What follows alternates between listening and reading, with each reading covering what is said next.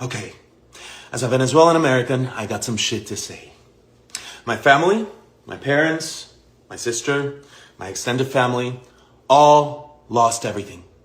Their work, their savings, their investments, gone. Wiped out by a narco-dictatorship that has held Venezuela in a death grip for over 25 years. And what happened to my family has happened to millions, and yes, millions.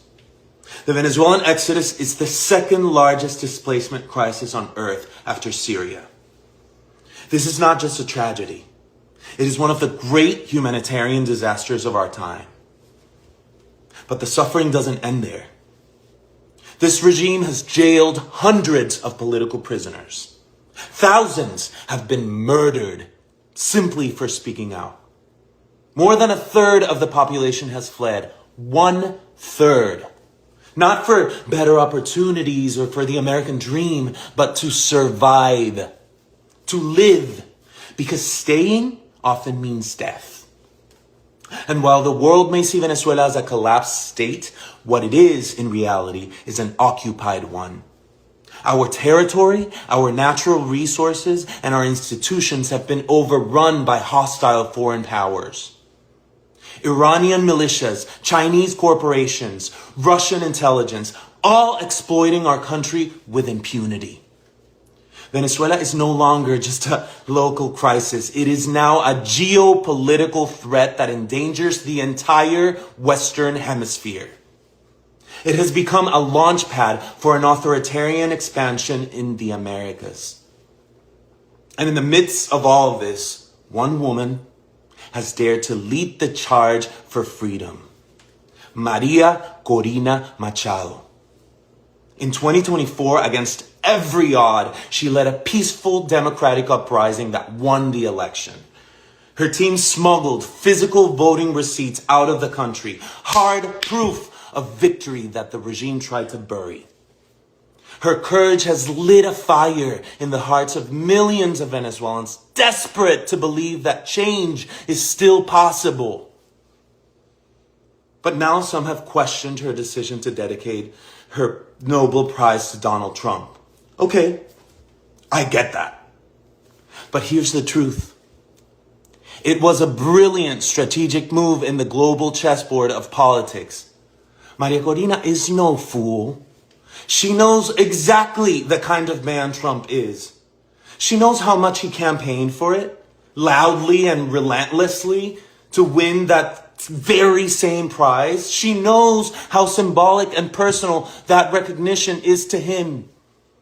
And precisely because of that, she understood that this gesture might be the thing that keeps his attention focused on Venezuela at a time when U.S. presence and pressure in the Caribbean is rising. She didn't dedicate that award to flatter him. She did it to protect and preserve the one kind of power that could help shift the course of history. Because for her, this isn't about pride. It's not about optics. It's about freedom. And let's be very clear. Maria Corina is not asking for the U.S. to invade Venezuela. She's not campaigning for war. Venezuela is already invaded.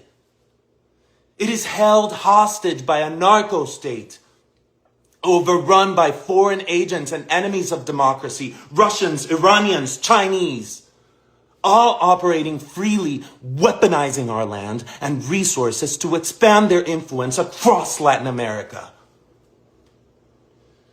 What Maria Corina is calling for, what millions of Venezuelans are praying for, is the support of the only military on earth capable of countering that threat and helping to free our people. This is not imperialism. This is liberation. She's not playing partisan games. She's playing for Venezuela's life. Because this isn't theoretical. This isn't academic. This is life or death. So yes, it is time to honor her bravery, but more importantly, it is time for the world, especially the free world, to recognize what's at stake. The fight for Venezuela is a fight for freedom, for democracy, and for the stability of an entire continent.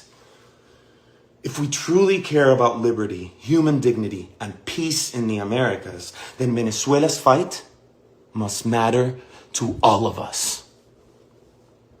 Que viva Venezuela, que viva María Corina Machado.